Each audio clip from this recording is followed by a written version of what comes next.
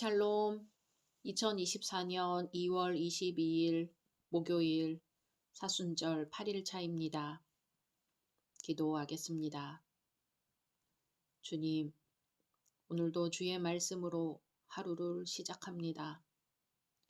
사랑하는 주님, 오늘 시편 41편의 말씀으로 기도드립니다.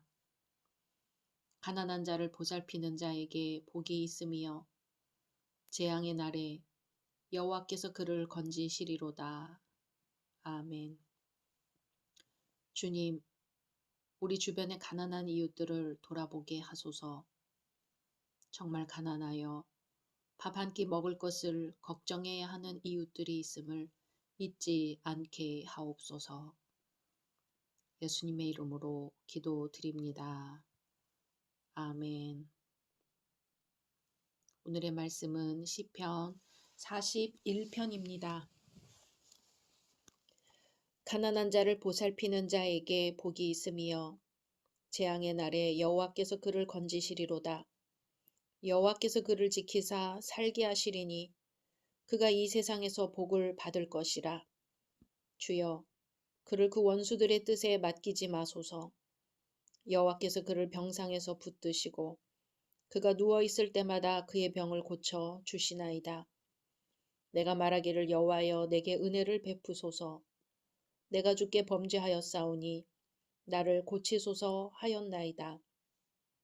나의 원수가 내게 대하여 악담하기를 그가 어느 때에나 죽고 그의 이름이 언제나 없어질까 하며 나를 보러 와서는 거짓을 말하고 그의 중심에 악을 쌓았다가 나가서는 이를 널리 선포하오며 나를 미워하는 자가 다 하나같이 내게 대하여 수군거리고 나를 해하려고 꾀하며 이르기를 악한 병이 그에게 들었으니 이제 그가 눕고 다시 일어나지 못하리라 하오며 내가 신뢰하여 내 떡을 나눠 먹던 나의 가까운 친구도 나를 대적하여 그의 발꿈치를 들었나이다.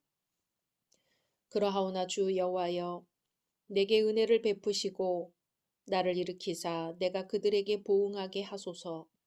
이로써 내 원수가 나를 이기지 못하오니 주께서 나를 기뻐하시는 줄을 내가 알았나이다. 주께서 나를 온전한 중에 붙드시고 영원히 주 앞에 세우시나이다. 이스라엘의 하나님 여호와를 영원부터 영원까지 송축할지로다. 아멘. 아멘. 오늘 시편 41편은 시편 제1권의 마지막 부분입니다. 여기서 다윗은 병상에서 인간의 배반과 하나님의 신실한 돌보심을 대조하면서 하나님께 감사하고 경배하는 내용으로 되어 있습니다. 다윗이 이 시를 쓸 당시의 역사적 상황은 압살롬에게 박해를 받던 시기였을 것으로 추정됩니다. 압살롬은 다윗이 오랫동안 병상에 누워있는 기회를 이용하여 공정한 재판관으로 자처하면서 이스라엘 국민의 지지를 이끌어내었고 급기야 다윗의 가장 친한 친구 중 한 사람이었던 아히도벨과 함께 반역을 일으켰습니다. 다윗은 이러한 사실을 사전에 인지했지만 자신의 부끄러운 죄에 대한 양심의 가책, 아들 압살롬에 대한 사랑, 그리고 하나님의 심판을 생각하며 아무런 조치를 취하지 않았습니다. 묵묵히 하나님의 처분만 기다리고 있었습니다. 이처럼 가장 가까운 사람에 의한 배신으로 육신과 영혼이 모두 쇠약한 상황에서 다윗은 탄식하며 신실하신 하나님에 대해 시로 표현하고 있습니다. 시는 모두 세 부분으로 구분됩니다. 1절에서 4절은 연약한 자에 대한 긍휼, 5절에서 9절은 인간에 대한 배신감, 10절에서 13절은 하나님의 신실하심에 대한 확신, 이렇게 세 부분으로 구성되어 있습니다. 1절입니다. 가난한 자를 보살피는 자에게 복이 있으며 재앙의 날에 여호와께서 그를 건지시리로다. 아멘. 본 시는 경건한 자의 복됨에 대해 노래합니다. 심지어 경건한 자가 일시적으로 죄를 범하여 공경에 처할 때에도 하나님은 그를 붙드시며 회복시켜 주십니다. 여기서 시인은 가난한 자를 보살피는 것이 하나님의 뜻이며 그렇게 사는 자들이 그분의 복을 받을 것이라고 말합니다. 이 말 속에는 자신이 그런 삶을 살았으므로 하나님의 도우심을 받을 수 있을 것이라는 믿음과 기대감이 들어 있습니다. 2절입니다. 여호와께서 그를 지키사 살게 하시리니 그가 이 세상에서 복을 받을 것이라. 주여 그를 그 원수들의 뜻에 맡기지 마소서. 아멘. 다윗에게 닥친 곤경들은 다윗의 능력을 넘어선 것이었지만 여전히 하나님의 손 안에 있는 것이었습니다. 그러므로 다윗은 하나님의 손에 의지하는 신앙으로 문제를 바라보았고 그래서 회복될 것을 확신하며 마음의 평정을 찾을 수 있었습니다. 경건한 자들이 원수들의 탐욕에 희생되지 않도록 하나님께서 지켜주실 것을 확신하고 있습니다. 3절입니다. 여호와께서 그를 병상에서 붙드시고 그가 누워있을 때마다 그의 병을 고쳐주시나이다. 아멘. 하나님은 약자를 보살피는 의인을 도우시되 그가 혹 병들고 지쳐 병상에 있을 때마다 친히 찾아오셔서 회복시켜 주시고 병을 고쳐주신다는 의미입니다. 4절입니다. 내가 말하기를 여호와여 내게 은혜를 베푸소서.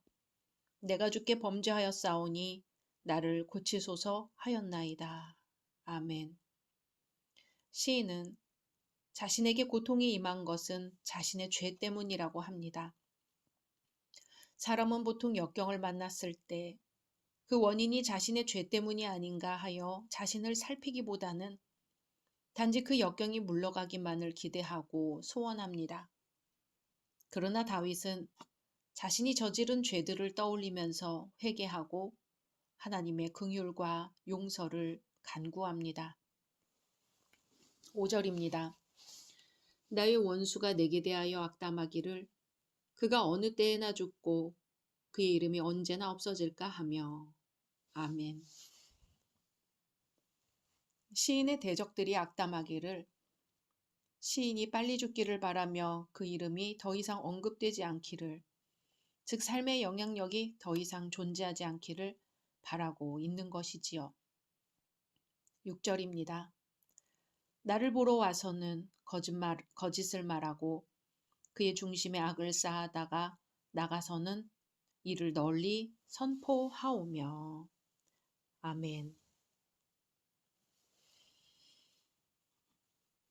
본구절에서 방문자가 누군지는 밝혀져 있지 않지만 그를 압살롬이라 가정하고서 당시 상황을 추측해보면 다윗의 마음을 더 잘 이해할 수 있을 것입니다. 압살롬이 병상에 누운 다윗을 찾아옵니다. 몸 상태가 어떠냐고 안부를 묻겠지요. 다윗은 괜찮다고 말하지만 그 목소리에는 힘이 없고 안색은 창백합니다. 압살롬은 아버지더러 아무 걱정 말고 요양을 잘 하시라고 말합니다. 나란 일은 당분간 자신이 요압이나 아히도벨과 의논해서 별 문제 없이 돌볼 것이니 편히 쉬시라고 말합니다. 바로 그날 요압은 압살롬의 불순한 마음을 읽고서 다윗에게 보고합니다. 압살롬을 가택 연금이라도 시켜야 할 것이라고 하지요. 다윗은 요압의 충언을 어느 정도 인정하면서도 아들을 향한 의심을 애써 떨쳐버리려 합니다. 밖으로 나간 압살롬은 자신에게 동조하는 자들을 모아놓고 다윗 왕의 건강 상태가 심각하므로 굳이 반란을 일으키지 않아도 왕이 곧 죽을 수 있으니 얼마 동안 기다려보자고 말합니다. 얼마 후에 이 같은 사실을 안 다윗은 말할 수 없이 비통한 심경에 사로잡힙니다. 9절입니다. 내가 신뢰하여 내 떡을 나눠 먹던 나의 가까운 친구도 나를 대적하여 그의 발꿈치를 들었나이다. 아멘. 왕의 식탁에서 함께 식사할 정도면 가족이거나 신하나 친구들 중에서도 가장 절친한 자들이었을 것입니다. 본시의 역사적 배경을 압살롬의 반역 사건으로 본다면 여기서 친구란 아히도벨일 가능성이 높습니다. 그는 엘리암의 아버지이자 밧세바의 할아버지로서 출중한 지혜를 지녔던 까닭에 왕실 자문위원이었습니다. 다윗과는 절친한 사이였지요. 그러나 다윗이 자신의 손녀인 밧세바와 간음한 일 때문에 분노했고 훗날 압살롬의 반역 세력에 가담했습니다. 10절입니다.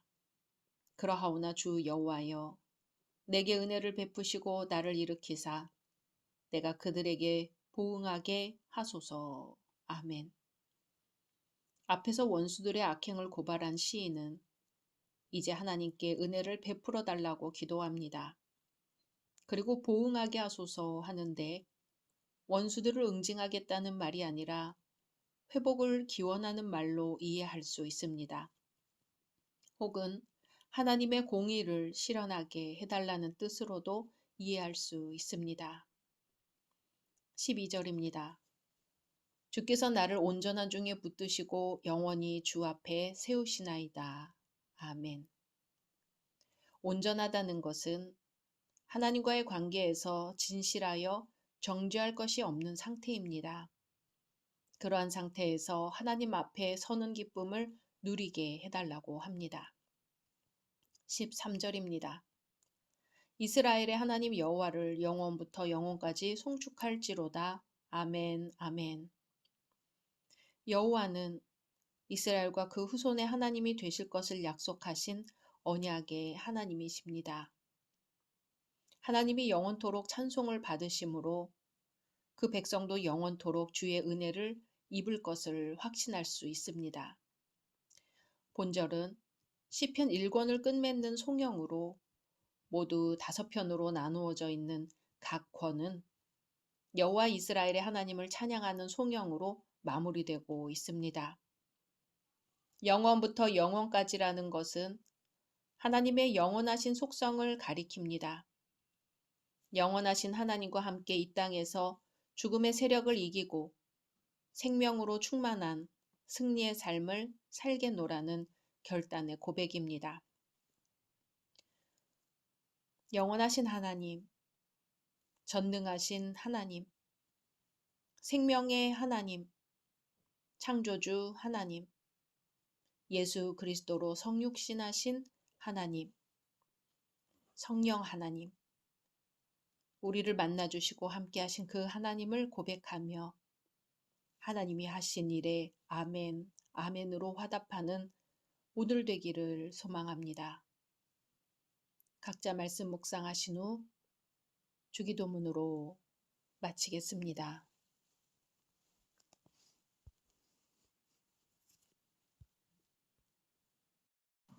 샬롬.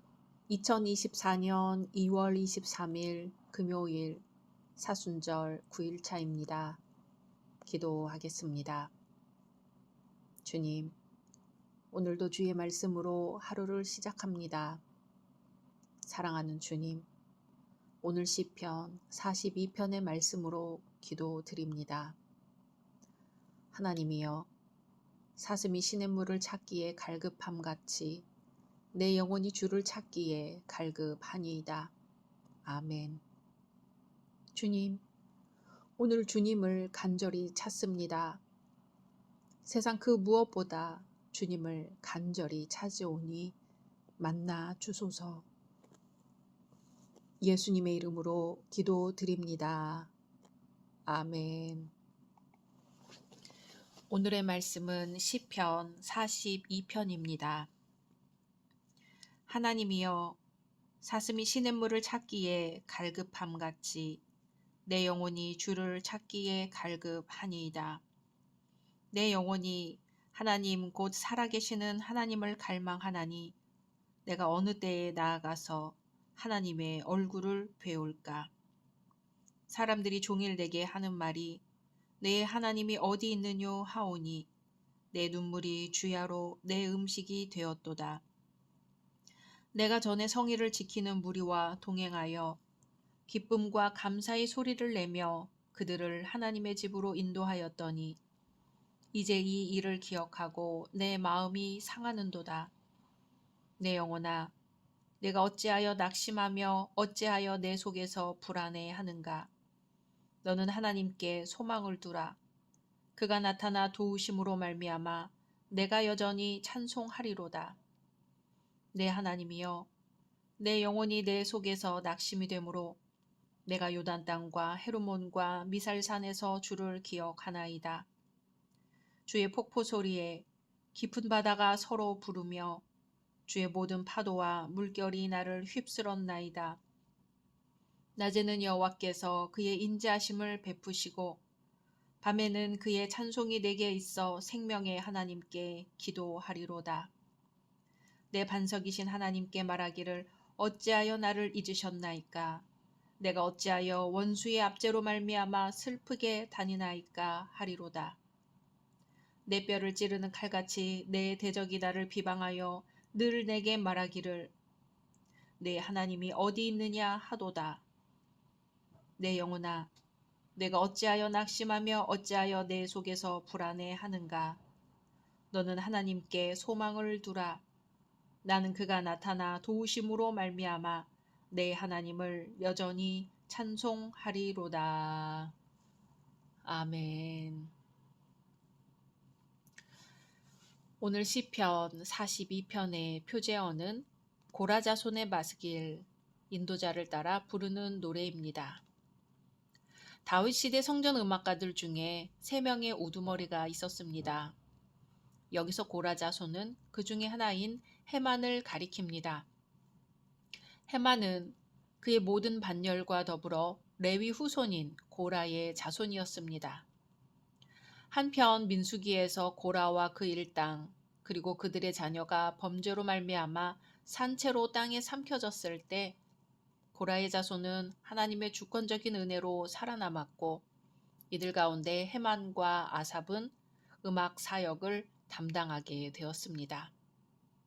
여기서 마스길이라는 것은 교훈을 주는 시라는 말입니다. 1절입니다.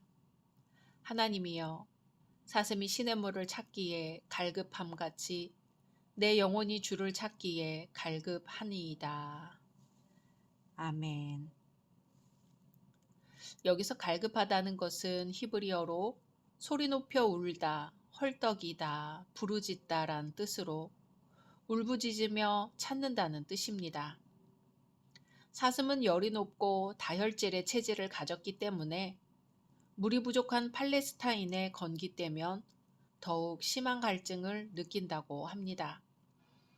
물이 없고 물을 발견할 수 없을 때 사슴은 슬픈 소리를 지릅니다. 그리고 시원한 시내를 간절하게 찾습니다. 특별히 오랜 가뭄으로 말미암아 메마르고 뜨거워진 들판에서 사냥꾼에게 쫓길 때는 더욱 강렬한 열망으로 물줄기를 찾습니다. 그러므로 여기서의 갈급함은 단순한 갈증이 아니라 목이 타는 듯한 엄청난 열망으로 물을 찾는 것을 의미합니다. 이와 같이 다윗은 목말라 헐떡이는 사슴에 자신을 비유함으로써 하나님의 성전에서 하나님을 예배하고자 하는 자신의 강렬한 열망을 나타내고 있습니다. 다윗은 현재 사울의 핍박을 받아 쫓기고 있어서 공적인 성전 예배에 참석할 수 없는 상황입니다. 그런 다윗에게 하나님과의 교통은 물과 같이 절대적인 것이지요. 다윗은 하나님께 예배드리기를 아주 간절히 사모하고 있는 것입니다. 2절입니다. 내 영혼이 하나님, 곧 살아계시는 하나님을 갈망하나니 내가 어느 때에 나아가서 하나님의 얼굴을 배울까. 아멘. 살아계시는 하나님이라는 표현은 우상들과 구별됩니다. 즉 여호와 하나님은 살아있는 인격체, 모든 생명의 근원이며 기초입니다. 지금 다윗은 성전의 제사로부터 쫓겨난 상태에 있습니다. 하나님께로 나아갈 길이 막혀 있어서 하나님을 향하여 부르짖고 있습니다. 다윗은 공적 예배에 참여함으로 그 영혼이 회복된 경험이 있습니다.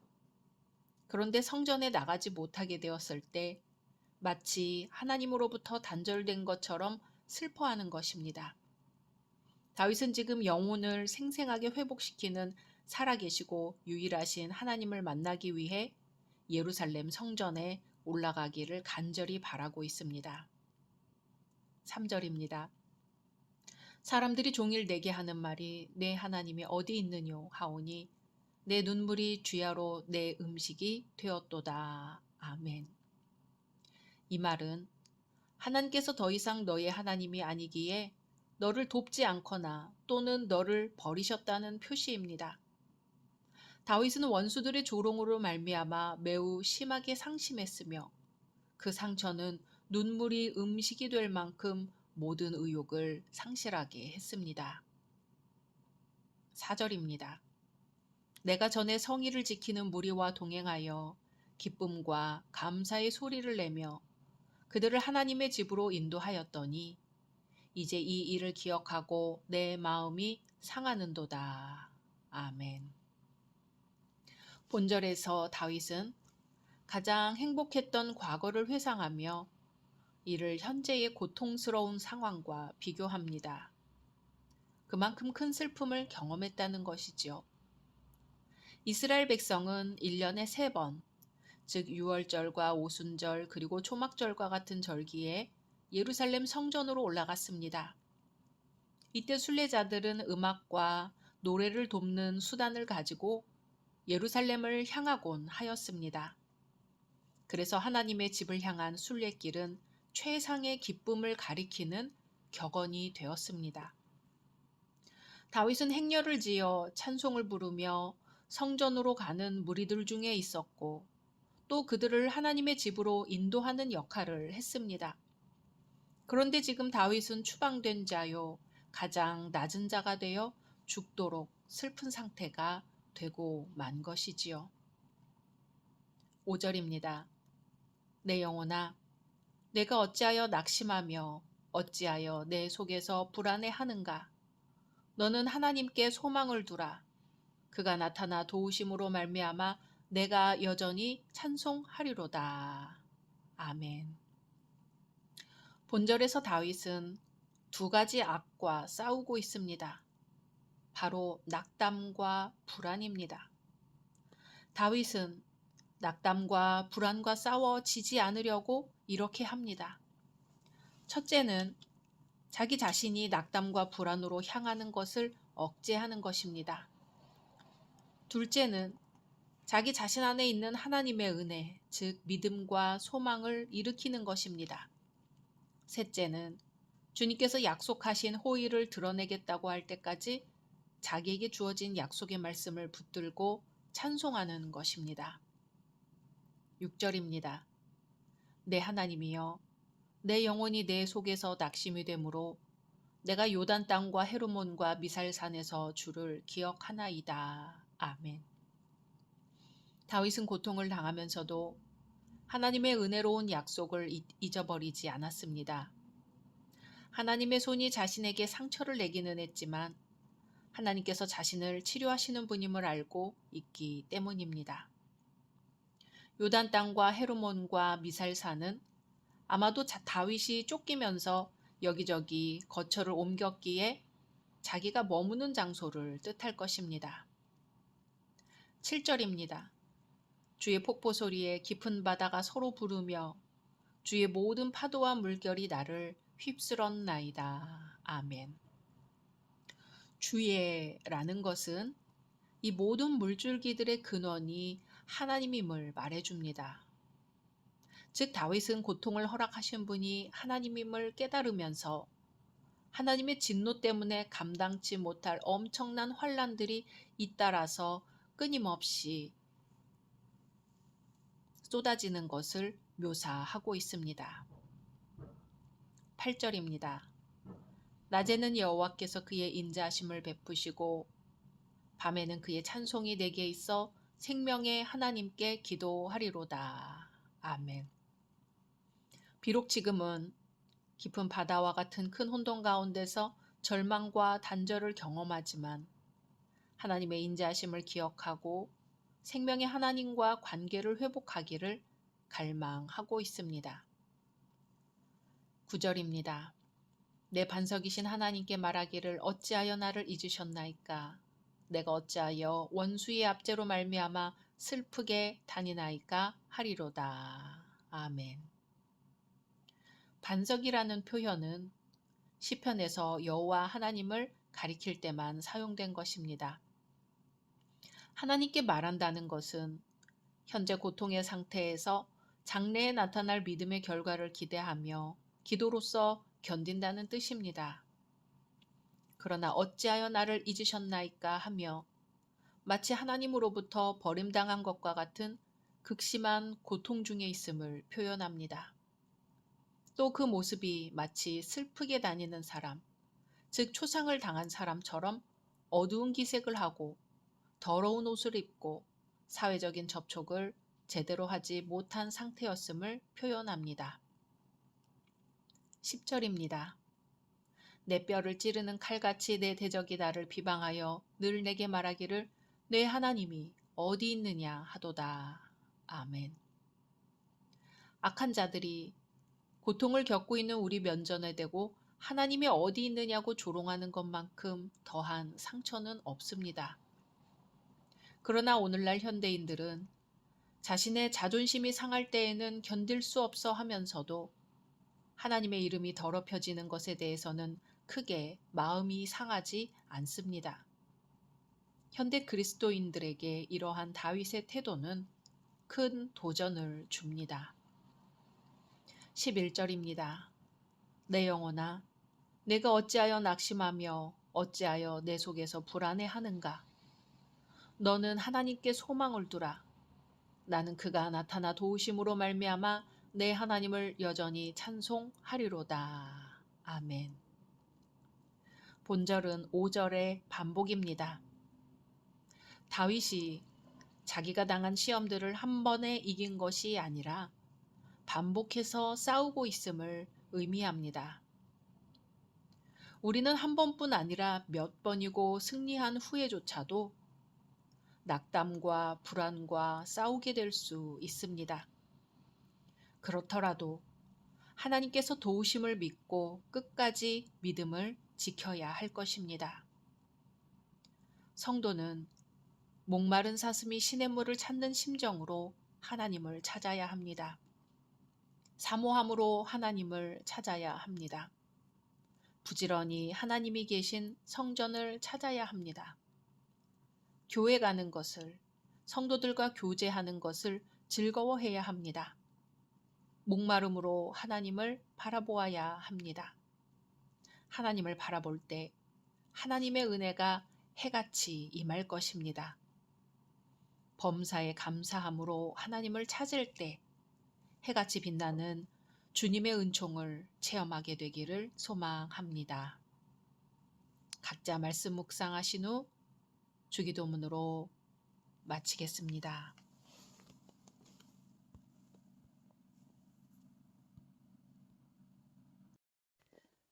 샬롬. 2024년 2월 23일 금요일 사순절 11차입니다. 기도하겠습니다. 주님, 오늘도 주의 말씀으로 하루를 시작합니다. 사랑하는 주님, 오늘 시편 43편의 말씀으로 기도드립니다. 주의 빛과 주의 진리를 보내시어 나를 인도하시고 주의 거룩한 산과 주께서 계시는 곳에 이르게 하소서. 아멘. 주님, 주의 빛과 진리로 저희의 발걸음을 인도하소서. 그리하여 주님 계시는 곳에 저희도 있게 하옵소서. 예수님의 이름으로 기도드립니다. 아멘. 오늘의 말씀은 시편 43편입니다. 하나님이여, 나를 판단하시되 경건하지 아니한 나라에 대하여 내 송사를 변호하시며 간사하고 불의한 자에게서 나를 건지소서. 주는 나의 힘이 되신 하나님이시거늘 어찌하여 나를 버리셨나이까?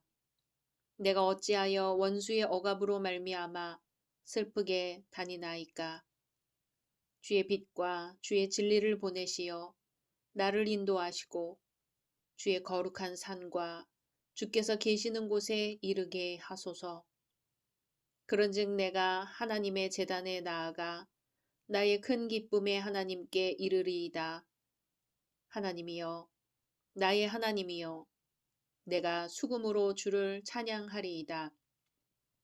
내 영혼아, 네가 어찌하여 낙심하며 어찌하여 내 속에서 불안해하는가? 너는 하나님께 소망을 두라.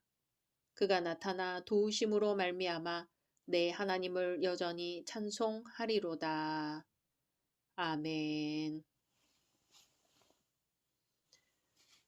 오늘 시편 43편은 문체나 감정, 운율의 구조에 있어서 42편과 대단히 유사합니다. 아마도 다윗은 42편을 지은 후 일종의 소편으로 본 시를 지었을 것으로 추측됩니다. 혹은 하나의 완전히 독립된 찬송으로 볼 수도 있습니다. 아무튼 본 시는 제목이 없으므로 고아 시편이라고도 불립니다. 누구에게나 배신의 상처는 있을 것입니다. 내가 절대적으로 믿는 사람으로부터 배신당한 경험이 있습니까? 다윗이 그렇게도 사랑하는 아들에게 배신을 당합니다. 아들이 반역을 일으켜 아버지를 축출하고 왕이 되려고 한 것이지요. 오늘 본문은 이스라엘의 성군 다윗이 압살롬의 반역으로 피신하고 있을 때 자신의 신세를 한탄한 것으로 알려지는 시입니다. 본문에는 참을 수 없는 배신과 분노로 몸부림치면서 하나님과 새로운 관계를 시도하려는 시인의 심경이 드러나고 있습니다. 본문에 다윗의 고백이 나옵니다. 그것은 하나님께 소망을 두라, 하나님을 여전히 찬송하리로다입니다. 원수의 압제로 낙심하여 불안해하는 자아와 그럼에도 불구하고 하나님의 평안을 찾는 자아가 내면에서 투쟁을 합니다. 그러면서 다윗은 하나님을 바라며 찬송하였습니다. 1절입니다. 하나님이여, 나를 판단하시되 경건하지 아니한 나라에 대하여 내 송사를 변호하시며 간사하고 불의한 자에게서 나를 건지소서. 아멘. 내용상으로 42편과 연결되는 것으로 보이는 본 시는 시인이 고통 속에서 탄식하는 것에서 한 걸음 나아가 기도로 전환하는 모습을 보여줍니다. 하나님이여 라는 호칭은 히브리어 엘로힘인데요. 하나님의 유일성을 강조합니다. 하나님은 우주 만물을 창조하신 전능하신 분이며 우주를 지배하시는 주권자이시며 역사를 주관하시고 심판하시는 분입니다. 42편에서 83편에서는 하나님을 엘로힘으로만 호칭하고 있습니다. 시인은 도움이 사람에게서 오는 것이 아니라 전능하신 하나님께로부터 온다는 사실을 알고 본격적으로 하나님께 호소하기 시작합니다. 본 구절에서 판단하시되와 변호하시며가 병행을 이루며 나오는데요. 성경은 이 세상의 진정한 통치자는 하나님이시며 하나님만이 참된 재판장이시라는 사실을 누누이 강조합니다. 시인인 다윗은 자기의 송사를 하나님 앞으로 가지고 가서 하나님께서 공정하게 판단하셔서 자기의 무죄함을 알아주시고 철저하게 증명해 주실 것을 요청하고 있습니다. 그리하여 하나님께서 구해 주시길 구하고 있습니다. 2절입니다. 주는 나의 힘이 되신 하나님이시거늘 어찌하여 나를 버리셨나이까? 내가 어찌하여 원수의 억압으로 말미암아 슬프게 다니나이까? 아멘. 나의 힘은 문자적으로 나의 요새, 나의 피난처를 뜻합니다. 하나님은 피난처의 바위일 뿐만 아니라 곤경에 처한 자기 백성의 구원자이십니다. 그런데 어찌하여를 두 번이나 반복하여 어찌하여 나를 버리셨나이까 합니다. 하나님을 사랑하며 여전히 갈망하고 있음에도 불구하고 하나님과의 분리를 느끼고 있습니다. 지금까지 하나님을 가장 안전한 요새로 삼고 살아왔지만 지금은 하나님의 도움을 받지 못하고 있는 것처럼 느끼고 있습니다. 그것은 시인이 예루살렘 성전으로부터 멀리 떨어져 있기 때문이며 원수들로부터 하나님의 부재에 대해 조롱을 받고 있기 때문입니다. 시인은 하나님이 자기를 버렸다고 탄식하며 괴로워합니다. 3절입니다. 주의 빛과 주의 진리를 보내시어 나를 인도하시고 주의 거룩한 산과 주께서 계시는 곳에 이르게 하소서. 아멘. 하나님의 부재 속에서 절망을 경험한 시인은 더 이상 그곳에 머물러 있지 않으려고 합니다. 오히려 주의 빛과 주의 진리를 보내어 자신을 주의 거룩한 산과 주께서 계시는 곳으로 인도해 달라고 적극적인 간구를 드립니다. 거룩한 산은 시온산을 가리키고 주께서 계시는 곳은 역시 하나님 임재의 장소로서의 시온, 곧 예루살렘을 가리킵니다. 다윗은 자기의 아내를 빼앗기고 자기의 물건과 집, 그리고 다른 모든 땅의 즐거움들을 빼앗겼습니다. 그러나 그 중에서 다윗은 지상적인 것을 손에 넣게 해주기보다는 자기 원수들로 말미암아 쫓겨난 그 성소로 돌아가서 전과 같이 거기에서 예배드릴 수 있게 해주시기를 더욱 간절히 바라고 있습니다. 4절입니다. 그런즉 내가 하나님의 제단에 나아가 나의 큰 기쁨의 하나님께 이르리이다. 하나님이여, 나의 하나님이여, 내가 수금으로 주를 찬양하리이다. 아멘. 하나님만이 기쁨의 원천이 되신다는 사실을 확신하고 있습니다. 시인은 하나님을 찬양하러 나아갈 것을 다짐하는 것이죠. 수금은 이스라엘에서 매우 오래된 현악기 중 하나입니다. 성경을 보면 유발이 처음으로 수금을 사용한 것으로 나타나고 있습니다.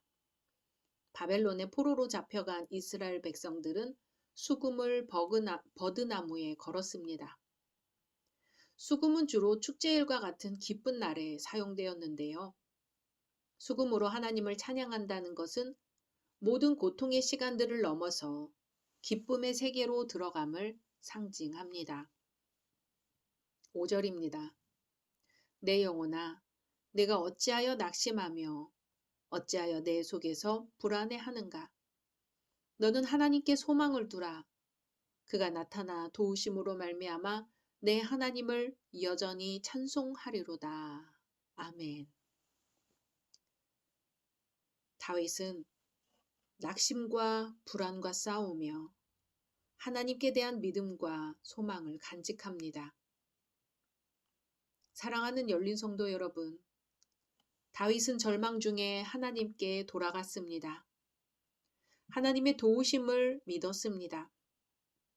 절망에서 소망을 보았습니다.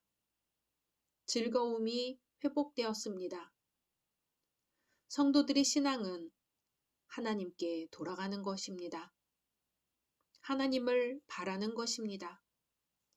하나님을 향하여 눈을 크게 뜨시기 바랍니다. 하나님은 우리를 기다리시는 분이요, 우리를 안아주시는 분이요, 우리의 필요를 채워주시는 분입니다. 포로된 자에게는 자유를, 빈약한 자에게는 부요함을, 은혜를 사모하는 자에게는 충만한 은혜를 베푸십니다. 오늘 우리의 삶 속에서 이 하나님을 만나시기를 소망합니다. 오늘 우리의 삶 속에서 절망이 소망으로 바뀌는 체험이 있기를 소망합니다. 오늘 하나님의 도우심으로 말미암아 우리 마음 깊은 곳에서부터 찬양이 흘러 넘치기를 소망합니다. 각자 말씀 묵상하신 후 주기도문으로 마치겠습니다.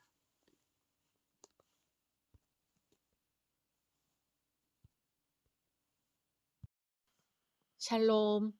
2024년 2월 27일 화요일 사순절 12일차입니다.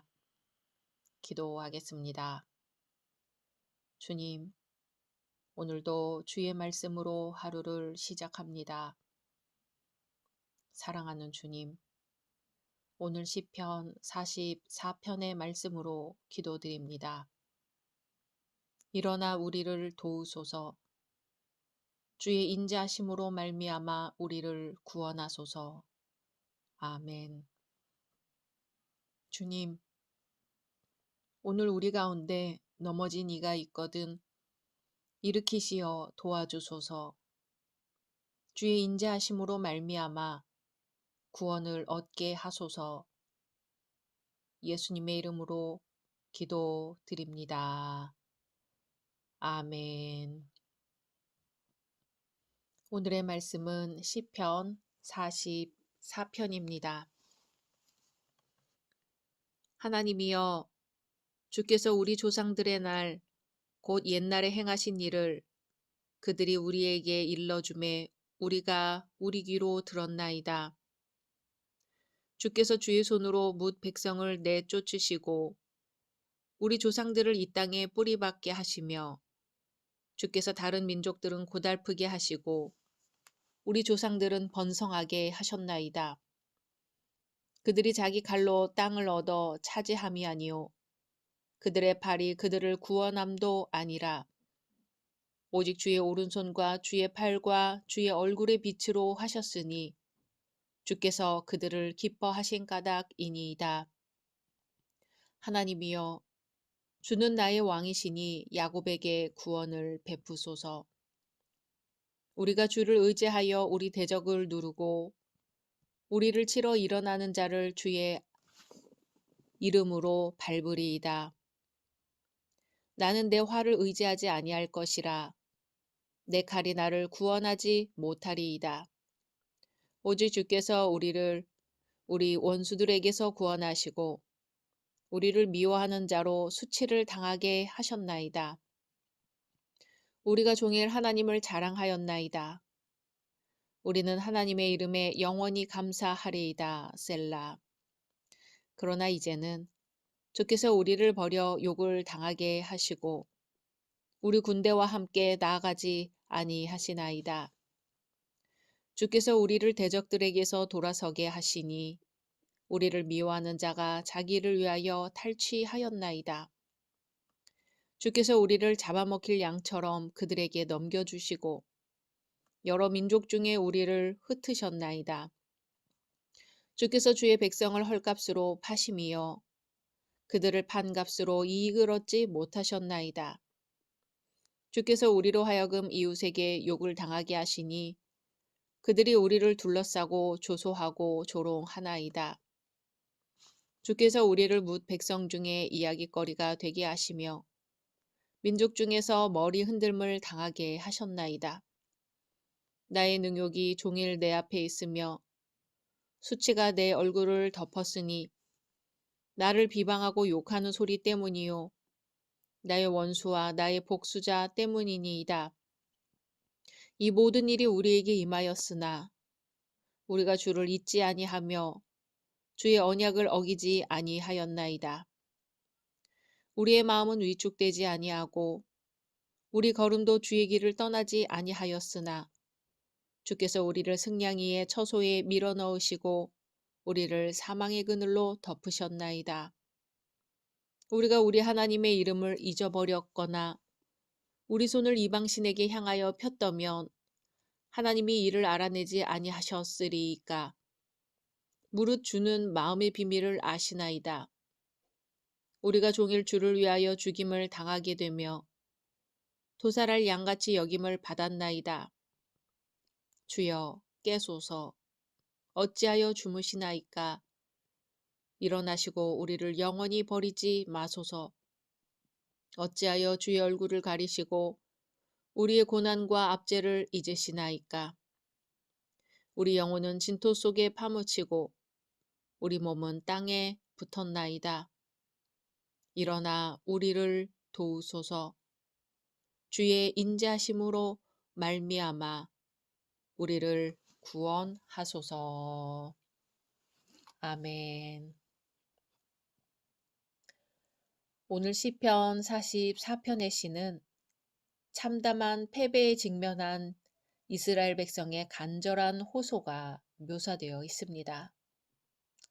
본 시의 역사적 배경에 대해서는 다양한 의견이 있지만 정확히 결정하기에는 불투명합니다.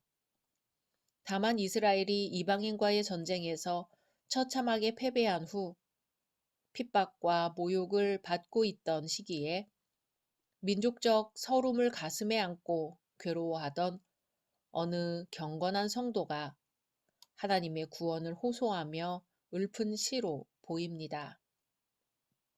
본시의 유형은 별다른 이견 없이 국가적 비탄시로 알려져 있습니다.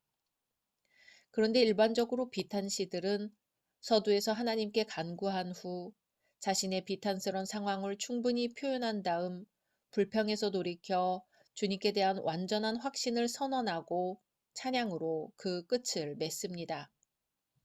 그러나 본시는 이와 달리 먼저 하나님께서 과거에 행하신 구원에 대해 기억하고 감사한 후 현재의 고통스러운 상황을 탄원하고 나서 하나님께 대한 확신으로 끝을 맺습니다. 인류 역사에서 오랫동안 활과 그 개량 무기들은 최강의 무기였습니다. 징기스칸과 아틸라의 훈족이 유럽을 접수한 힘도 활에 말의 힘이 더해져서 가능했습니다. 문자가 없던 훈족은 야만의 상징으로 여겨져 왔지만 그런 그들이 어떻게 당대의 강대국인 유럽을 휩쓸었을까요? 그것은 활에서 나온 힘입니다. 그들의 활은 복합 각궁으로 유럽인들의 활보다 훨씬 강했습니다. 그만큼 다루기도 힘든 활이지만 훈족은 고수들이라 이 활을 자유롭게 다루어 유럽을 점령한 것이죠. 이들의 힘은 순전히 기술에서 나온 것입니다. 문자가 갖는 문명의 힘은 몸에서 몸으로 전해지는 기술의 힘 앞에 굴복했습니다. 적어도 당대에는 말이지요. 하지만 이런 무기를 다루는 능력도 중요하지만 그 이상의 어떤 힘이 있다는 사실을 깨닫는 것은 더욱 중요합니다. 어떤 것이든 그것에만 의존하기 시작하면 다른 힘과 능력을 받아들이기 어렵기 때문입니다. 지나친 자신감이 화를 불러 일으키기도 하는 것입니다. 6절에 나는 내 화를 의지하지 아니할 것이라. 내 칼이 나를 구원하지 못하리이다. 아멘. 이 고백은 고라 자손의 고백입니다. 자신들이 지금 누리는 땅은 자신들의 군사력으로 얻은 것이 아님을 고백하고 있습니다. 3절에서와 같이 우리 조상이 이 땅을 차지한 것은 그들의 칼로 차지한 것이 아니었습니다. 조상이 얻은 승리도 그들의 힘으로 얻은 것이 아니었습니다. 오직 하나님의 오른손과 오른팔과 하나님의 얼굴빛이 이루어 주셨으니 참으로 이것은 하나님께서 그들을 사랑하셨기 때문입니다. 하는 고백을 하고 있는 것이죠. 이들에게 군사력은 예비하는 것일 뿐 가장 중요한 것은 하나님의 뜻이라는 분명한 믿음이 있었습니다. 그 믿음이 흔들리면 군사력 강화에 돈과 시간과 인력을 허비하느라 중요한 걸 잊는 우를 범하게 된다는 것이죠. 우리는 우리의 힘에 의지할 것인가, 하나님께 의지할 것인가를 분명히 할 필요가 있습니다. 역사상 이렇게 이스라엘이 하나님을 의지할 때면 하나님은 언제나 이스라엘과 함께 해주셨습니다. 하나님께서 개입하시면 그 전쟁은 무조건 이스라엘의 승리였습니다. 그래서 이방인들은 이스라엘이 가는 곳마다 간담이 서늘해지곤 하였습니다. 그런데 본시를 보면 이스라엘의 하나님이 이스라엘의 군대와 함께하지 않으셔서 이스라엘이 패했습니다. 9절입니다. 그러나 이제는 주께서 우리를 버려 요구를 당하게 하시고 우리 군대와 함께 나아가지 아니하시나이다. 아멘. 이스라엘은 심각합니다. 자동적으로 개입해 주셔야 할 하나님이 개입을 하지 않으셨습니다. 이스라엘이 참패를 당하는데도 어찌하여 하나님께서 개입하지 않으셨을까요? 시인은 하나님께 슬픔을 노래하며 탄원하기를 하나님의 언약을 어기지 않았고 하나님의 이름도 잊지 않았다고 합니다. 그런데 어찌하여 이스라엘은 참패를 당한 것일까요? 시인은 하나님을 간절히 찾습니다. 23절입니다. 주여 깨소서 어찌하여 주무시나이까 일어나시고 우리를 영원히 버리지 마소서. 아멘. 이방인의 신은 명목상의 신입니다. 죽은 신이며 사실상 사람이 만든 거짓 신일 뿐입니다. 하나님께서는 이방인이 신처럼 졸거나 자는 신이 결코 아닙니다. 이스라엘의 하나님은 살아계신 신이시며 항상 깨어 이스라엘을 돕는 하나님이십니다. 그런 하나님께서 침묵하시니 깨어나라는 것이죠. 물론 이것은 하나님을 의인화한 수사법입니다. 이스라엘이 이방인들에게 혹독하게 당하여도 일어서서 편을 들어주지 않고 침묵하고 계신 하나님을 묘사한 표현입니다. 얼마나 속상한지 이렇게 말합니다. 11절입니다. 주께서 우리를 잡아먹힐 양처럼 그들에게 넘겨주시고 여러 민족 중에 우리를 흩으셨나이다. 13절입니다. 주께서 우리로 하여금 이웃에게 욕을 당하게 하시니 그들이 우리를 둘러싸고 조소하고 조롱하나이다. 아멘. 시인은 하나님께서 이스라엘을 외면하셨다고 생각합니다. 하나님은 이스라엘 백성들에게 모습을 감추셨습니다. 마치 보기 싫은 사람에 대해서 얼굴을 가리는 것처럼 그렇게 얼굴을 감추셨습니다. 24절 25절입니다. 어찌하여 주의 얼굴을 가리시고 우리의 고난과 압제를 잊으시나이까? 우리 영혼은 진토 속에 파묻히고 우리 몸은 땅에 붙었나이다. 아멘. 시인은 한탄합니다. 진토라는 것은 티끌을 의미하죠. 이로 보아 시인은 영적으로 좌절하였고 육적으로 처참한 상태였음을 알 수 있습니다. 그러나 절망 가운데 소망이 있습니다. 그 소망의 길은 오직 하나님이십니다. 그 하나님께 나아가야 합니다.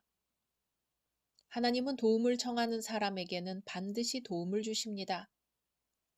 본시의 시인도 절망 중에 도와주시는 하나님의 도우심을 간절하게 구합니다. 26절입니다. 일어나 우리를 도우소서.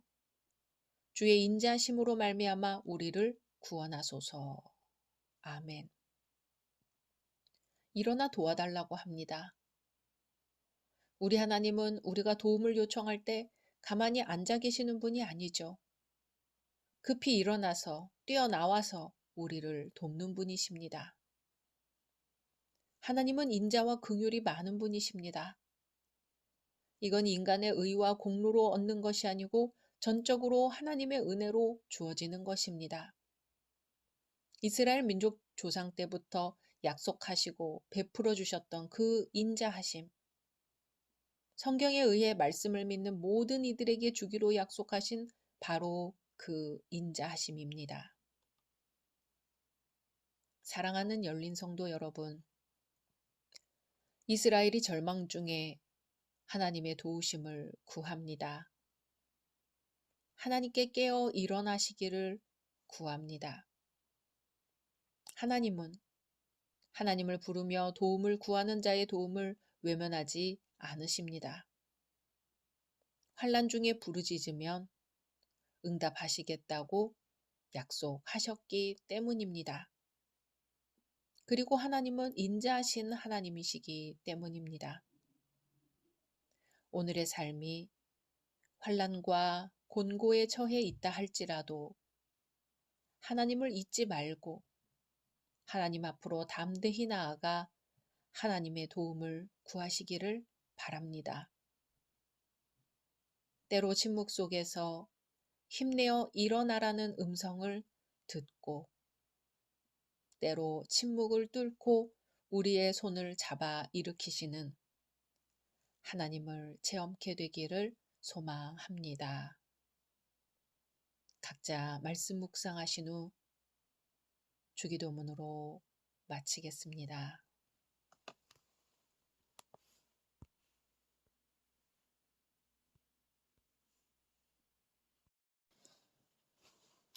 샬롬. 2024년 2월 28일 수요일 사순절 13일차입니다. 기도하겠습니다. 주님, 오늘도 주의 말씀으로 하루를 시작합니다. 사랑하는 주님, 오늘 시편 45편의 말씀으로 기도드립니다. 내 마음이 좋은 말로 왕을 위하여 지은 것을 말하리니 내 혀는 글솜씨가 뛰어난 서기관의 붓끝 같도다. 아멘. 주님, 오늘 우리 말이 주님을 위하여 좋은 것을 말하게 하소서. 뛰어난 시인의 글솜씨처럼 우리의 입을 통하여 나오는 말이 주님을 향한 찬양이 되게 하소서. 예수님의 이름으로 기도드립니다. 아멘. 오늘의 말씀은 시편 45편입니다. 내 마음이 좋은 말로 왕을 위하여 지은 것을 말하리니 내 혀는 글솜씨가 뛰어난 서기관의 붓끝과 같도다. 왕은 사람들보다 아름다워 은혜를 입술에 머금으니 그러므로 하나님이 왕에게 영원히 복을 주시도다. 용사여, 칼을 허리에 차고 왕의 영화와 위엄을 입으소서. 왕은 진리와 온유와 공의를 위하여 왕의 위엄을 세우시고 병거에 오르소서. 왕의 오른손이 왕에게 놀라운 일을 가르치리이다. 왕의 화살은 날카로워 왕의 원수의 염통을 뚫으니 만민이 왕의 앞에 엎드러지는도다. 하나님이여, 주의 보좌는 영원하며 주의 나라의 규는 공평한 규이니이다. 왕은 정의를 사랑하고 악을 미워하시니 그러므로 하나님 곧 왕의 하나님이 즐거움의 기름을 왕에게 부어 왕의 동료보다 뛰어나게 하셨나이다. 왕의 모든 옷은 모략과 침향과 육개의 향기가 있으며 상하궁에서 나오는 현악은 왕을 즐겁게 하도다. 왕이 가까이 하는 여인들 중에는 왕들의 딸이 있으며 왕후는 오빌의 금으로 꾸미고 왕의 오른쪽에 서도다. 딸이여 듣고 보고 귀를 기울일지어다.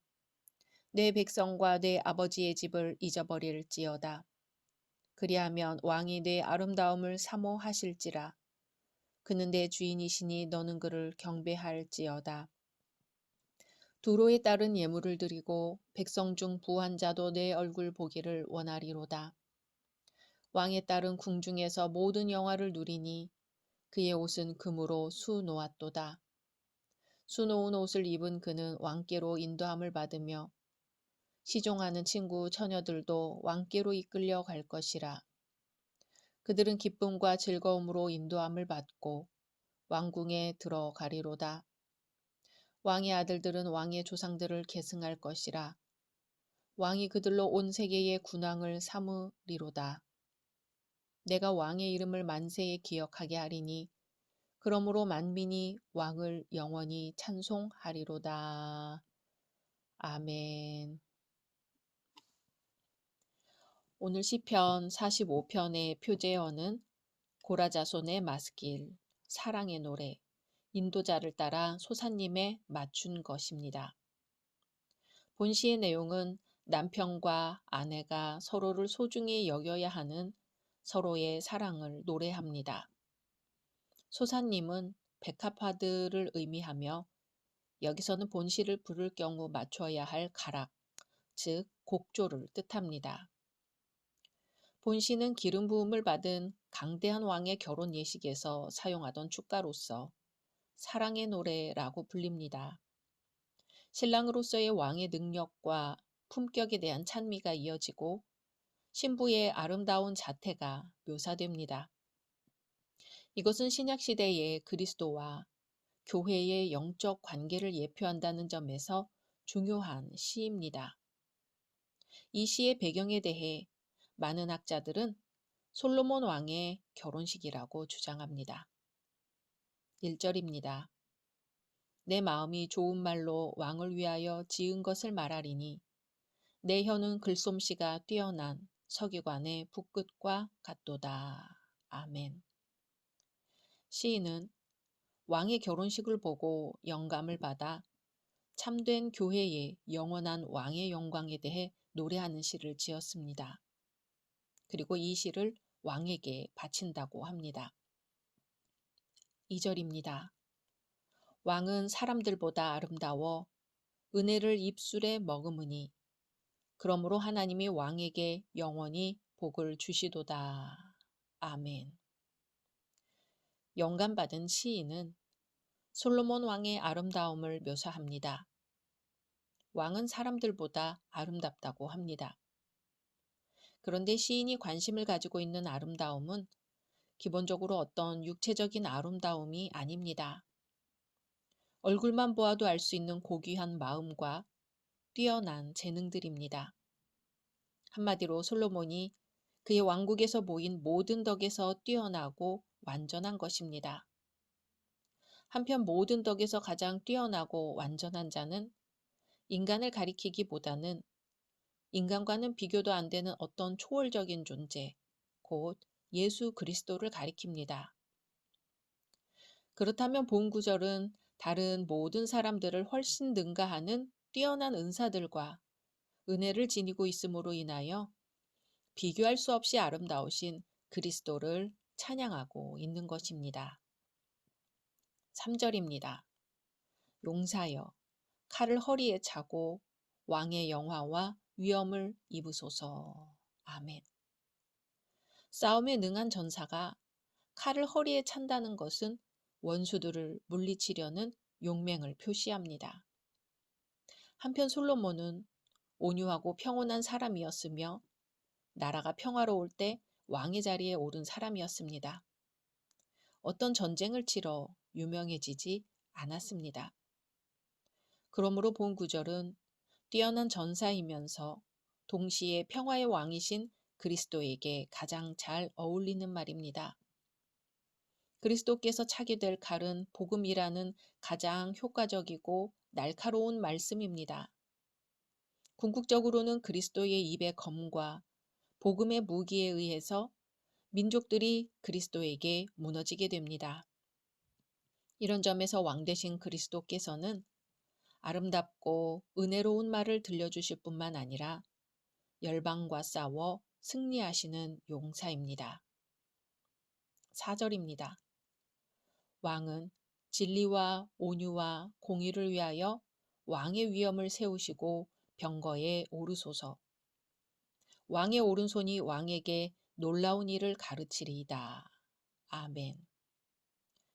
시인은 평화의 시대에 가장 필요한 덕망에 대해 말합니다. 그러한 덕망들이 왕국의 힘과 번영을 더하는 참된 수단인 것을 설명합니다. 왕의 오른손이란 왕만이 가질 수 있는 어떤 힘이나 능력을 뜻하는 것입니다.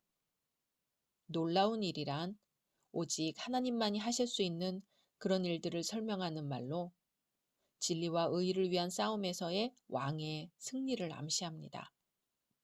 즉, 본 구절은 한 왕이 큰 능력으로 전쟁을 수행하는 것을 묘사하는 대목입니다. 6절입니다. 하나님이여, 주의 보좌는 영원하며 주의 나라의 규는 공평한 규이니이다. 아멘. 여기서 하나님이여 하는 것은 왕을 하나님이라고 부르는 것이 아니라 하나님께서 자신의 권위와 능력을 왕에게 덧입혀 주신 것을 의미합니다. 그리하여 다윗 왕국이 오래 지속되는 뛰어난 왕국이라는 말입니다.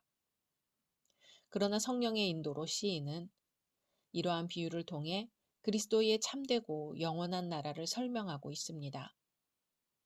또 주의 나라의 규는 앞에 보좌와 함께 왕의 권세를 상징하는 것으로 왕이 즉위할 때 규를 넘겨주는 의식은 하나님의 모든 복이 왕에게 부여되는 것을 의미합니다. 7절입니다. 왕은 정의를 사랑하고 악을 미워하시니 그러므로 하나님 곧 왕의 하나님이 즐거움의 기름을 왕에게 부어 왕의 동료보다 뛰어나게 하셨나이다. 아멘.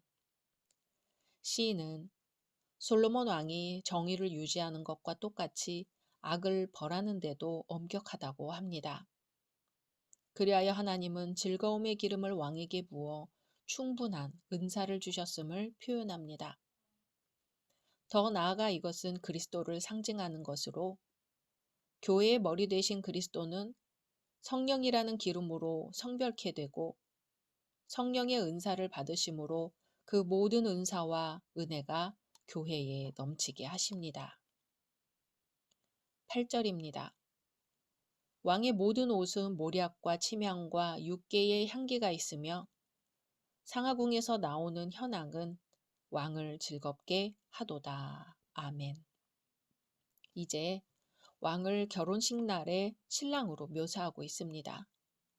왕의 옷에 귀하고 감미로운 냄새가 나는 향기가 뿌려져 있어 향기가 납니다. 이와 같이 그리스도에게 부여된 성령의 은사는 그의 거처인 하늘에서조차 은혜와 능력이라는 매우 향기로운 냄새를 풍깁니다.